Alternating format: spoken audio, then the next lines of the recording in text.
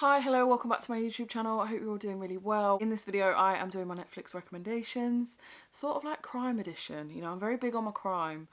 You know, not me, I'm not a criminal. No, you want to come and say hello? The only thing close to criminal that I do is nick a bit of the kids' food when I'm serving the dinner when I'm supposed to be on a diet. You know, their pepperoni pizza turns into a cheese pizza. I drink straight from the bottle in the fridge, straight from the carton. I don't pour a glass. Oscar off, honestly, I'm really showing my true colours now. Might not wash my hair for a few weeks, you know, yeah. It's about as criminal as it gets for me, I'm afraid. I might have thrown a sick here or there. I shouldn't really say that, should I? I get sacked. If I do get sacked, he'll have me every day of the year and not just January. I'll be uploading every single day of the year if I didn't have work. Hope you're all alright anyway, despite everything that's going on. Hope everyone's having a good day. You know, it is a bit shit at the minute, but I hope you're all alright. You know, keep shining, keep being strong. These are my Netflix recommendations to get you through. I mean, they might not, everyone's taste is different. But like I said, this is mostly crime because that's all I tend to watch on Netflix. I do watch a lot of other stuff as well, but I tend to stick to like documentaries and crime and stuff. Honestly, it absolutely fascinates me, so I love stuff like that. I like paranormal stuff as well, I'm very into that. If you think you'll like this type of video, don't forget to hit like and subscribe. My Instagram is FayJ202 if you do want to follow me on there. I will pop it in my description box. I've also got a giveaway going on my last Poundland video. It is in the title. If you did want to enter it, I will pop that again in the description. So don't forget to hit like, don't forget to subscribe, and yeah, keep on watching. Firstly, I've watched so much Netflix, so I could sit here all day and tell you about my recommendations, but I am just going to tell you a few that I really liked personally, so I don't want to bore you, so I've just rounded everything up that I like, you know, in this video. But like I said, there's so much more. I could do like part 1, part 2, part 20, 60 days in, seriously, like it is amazing. So it's a prison documentary. A bunch of people go into prison, just like literally your everyday people, not criminals, haven't committed a crime, nothing like that. But it's an experiment, so the police department want these people to go in like undercover, like it's proper extreme. It's not just like we can pull you out really quick if you want to come out, because you know it'll like blow the cover and it'll cause like uproar in the prison. It's really serious, like there's lives at risk if fights break out and stuff. You know, there's people that actually get like murdered in prison, so it's very real, it's very scary. A bunch of people go in and they've all got stories. You know, the police have given them like fake stories, fake crimes that they've committed, and they've really thought about these stories, because when they do go into prison, like the prisoners really interrogate them and are really like questioning whether, you know, you are a fake or not. So they've all got stories, you know, they've all been given a lot of information and tips as well to survive. Basically, it is quite scary, you know, have to be arrested and stuff. It's like a proper thing. They have the full-on experience and they're in there for 60 days. Obviously not everyone lasts the full time, you know, but these people, they go in, they've all got their own reasons as to why they want to go in. So, you know, you've got an ex-police officer who wants to see what it's like on the other side. You've got a mum that previously worked in like a corrections prison office, you know, and she wants to go in and see how it is to actually help. Like she wants to actually help and make sure like prisoners are being treated correctly and stuff.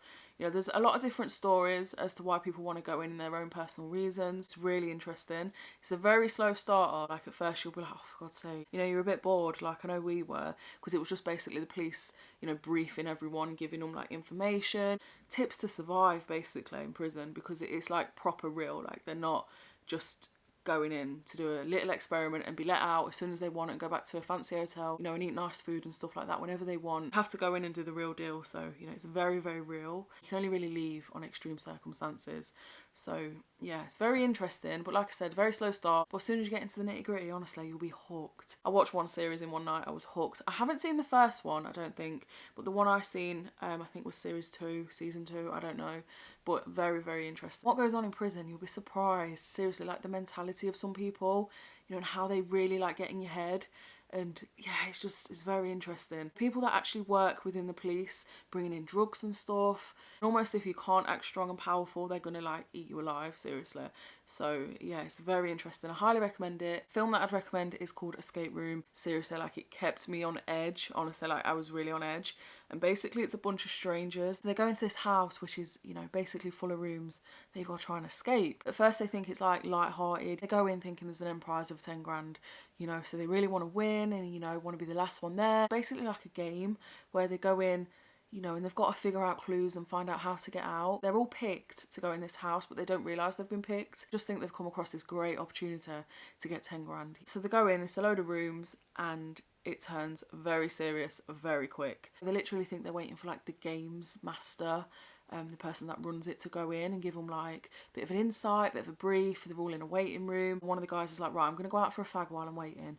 So he goes to go out and the door handle comes off. You think it's all innocent at first, you know, hello, can someone help me, you know. That happened to me at work actually. I went toilet, right, what a twat, honestly. I just started my job. In fact, I was doing my moving and handling training, right. The toilet was next to the manager's office. And, you know, I'd gone toilet. You know, I'm very nervous. It's like my first day meeting people and stuff, doing a bit of a training course. And I've gone off track, sorry. I finished what I was doing in the toilet and I went to leave and the handle come off. And I just wanted the ground to swallow me up. I felt like a right cunt, honestly. I was banging on the door. I was like, hello, help. And the manager at the time was like, you've broke the handle, what are you going to do about this? I didn't know she was having a joke because she looked dead serious. And I was like, pay for it? She was like, I'm joking, yeah, it's a dodgy handle. So I was like, whew. You know, like, you know, I take a joke, I have a laugh, but you know, when you start something new, like a new job or a new course or something, and you're just full of nerves, like that was me. But anyway, back to what I was saying. Yeah, the handle comes off and, you know, it's very scary. These heat panels come on and they need to get out. They're sweating, like it's getting really bad. It's very strategic how they've got to get out. Each room that they go through is pretty fucked up and each time they lose a person pretty much. So they find out that it isn't just your average fun escape room that people do, you know, for like leisure and stuff. Like it's, you know, actually pretty sick and they've actually got to try and survive. At the end there is 2 survivors and the police get involved. There's no like trace of it. It's so weird. It's so weird, honestly. I really recommend it. Can I just say, my explanation of things is well shit. Like, I'm not the best at explaining stuff. Like, I love to sit down and watch all this and I get really into it. But then when it comes to explaining to somebody else about it, I'm like, but, yeah, it's good. Yeah, that's it. At the end, they want to go find out more about it. They're baffled because, like, a load of people just died in this. Like, these are the 2 survivors. You know, they're baffled, like, it's not even here anymore. And the police think they're lying and stuff. So then they want to find out more, but it's actually messed up. Like the people that run the place know that they're trying to find out more and they're planning a very scary number 2. You know, it's messed up. Another crime recommendation is American Murder, The Family Next Door. There's this really lovely family, you know, wife, husband, kids, 2 little girls. And on the outside they seem quite happy, you know, she does a lot of social media, you know, he does his thing, but he was actually having an affair. So the person that he was having an affair with apparently didn't know about his family and his wife and stuff. Obviously things at home weren't great. They were trying to like work on their marriage. Bless the wife, honestly. She was really trying. She wanted to make it work. She was upset. She was speaking to her friends a lot. She wanted to know why he was being like this. Obviously she didn't know he was having an affair. And she just wanted to make things right, you know.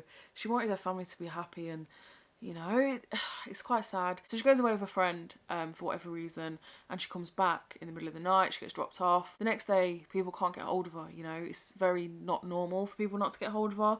And she's, you know, she's just not there. No one knows where she is. Even the husband is acting worried sick, you know. He goes to a neighbour's house to check CCTV with the police. You know, the neighbour, I think, realises something isn't right, you know. There's a bit of footage from this CCTV from the neighbour's house where the guy whose wife it is, that's, you know, not there anymore, he's leaving his drive in the middle of the night. That's the only bit of footage they got, like he's leaving, you can't see anything else. He's worried sick, he's with the police, he's upset, you know, he goes through everything with the police, you know, to make it look so perfect, like he just wants his wife back basically and his kids. Well, it turns out they couldn't murder her and the kids because he didn't want his affair uncovered and he just wasn't happy and, you know, just fucking leave. His family were murdered and put in tanks where he worked in the middle of nowhere. Like, in the middle of nowhere. It was all eventually found out. There's a lot more to this story. There's a lot more in depth, obviously, if you watch it. My rambling on about it ain't that great. I haven't watched it for a while, so I might have missed a few bits out. Yeah, it's pretty messed up. It's a Netflix original, very interesting. There's a series on Netflix called Unsolved Mysteries, right? And basically, you know, it is what it is, Unsolved Mysteries. And it's pretty intense. What drives me mad about watching Unsolved Mysteries is the fact that you literally don't know what happened because it is unsolved. I feel like in a lot of these cases, the authorities who we trust to, you know, find out and help solve these mysteries and these crimes, I feel like they let a lot slip. I'm no copper, but seriously, they let a lot slip. Sometimes I think, how are you in the police force? Seriously, how did you get a job doing what you're doing? Because you're thick as shit, basically. You're not doing your job. You know, it drives me mad. I do watch these in frustration, you know. Yeah, so be prepared to be frustrated like me because you just want to know what happened. You know, the last one I watched was called The Lady in the Lake, which was, you know, just a family woman, beautiful family woman. You know, she had everything going on for her. You know, obviously we don't know what goes on behind closed doors in people's lives. I think what we see on the surface is, you know, how it really is.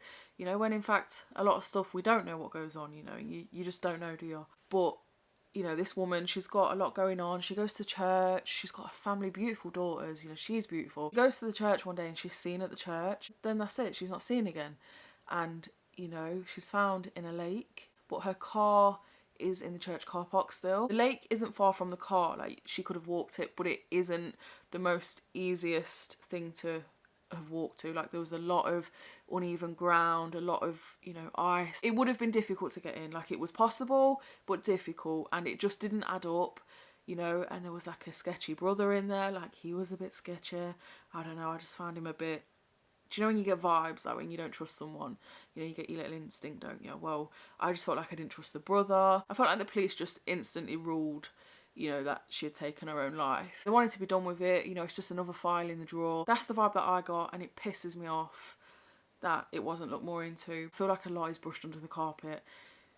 Yeah, it drives me mad. But yeah, Unsolved Mysteries, lots of different episodes, so many different cases, very interesting. If you haven't seen The End of the Fucking World, that is the title of it. I'm not just swearing for the sake of it. Honestly, highly recommend it. It takes you through all the emotions, seriously. It's a really messed up, dark, romantic comedy. It's so messed up, but it keeps you so hooked. It ain't gonna be everyone's cup of tea, but it was bloody mine and then some, seriously. Basically, there's this lad, you know, he's 17, he's called James. He wants to commit a murder. He's a very weird person. To other people, he might not come across that weird, but he's very, you know, he's a strange character.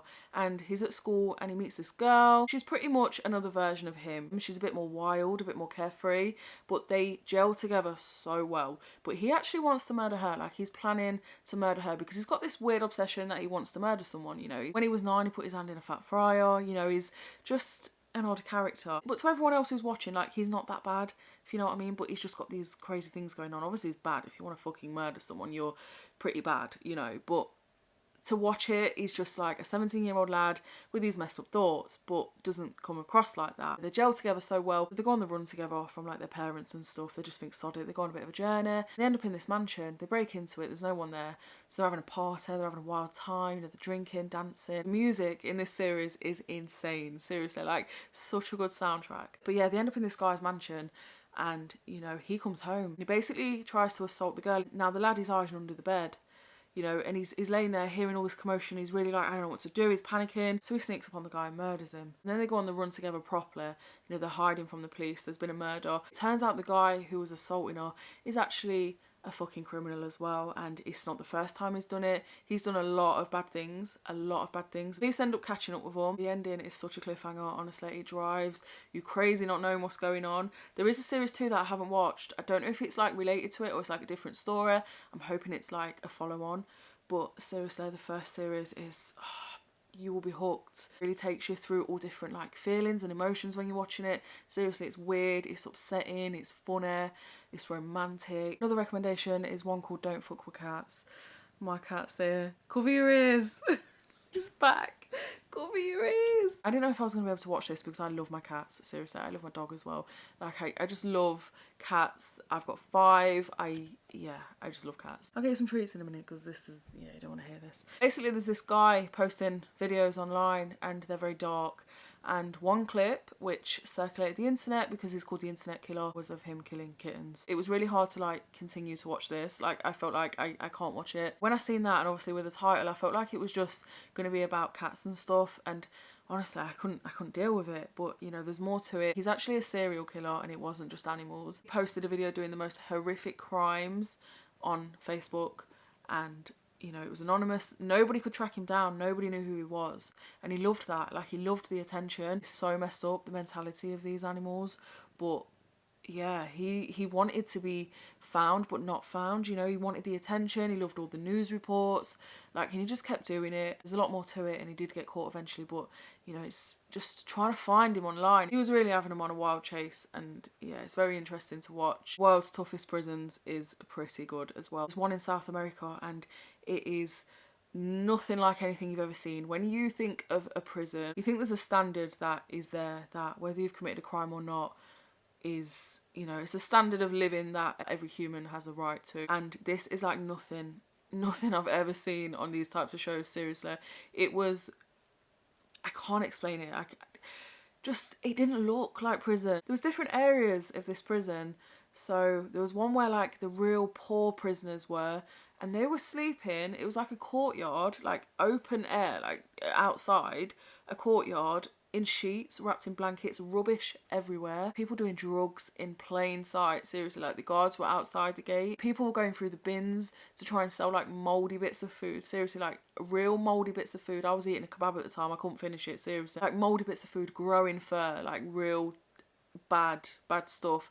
But they're that poor that people were still buying it in prison, so there's a lot of wheeling and dealing in prison. People are buying mouldy food just to stay alive. And then there's other parts of the prison that are indoors. You know, there's a relatively okay way of living, like there's decent beds, you know, you work, there's jobs and stuff like that inside that the poorer people can't go to. Like they're not allowed to go to that area. It's just real life. It's real life prison in South America. A few times a month you are allowed visitors. Now when you think of visiting prisons, you think, you know, behind a screen, or, you know, there's police everywhere, it's in a room, a controlled room. There's police watching in case people are smuggling things in. Well, not here. Like everyone's there, the whole family, kids, everyone's cooking.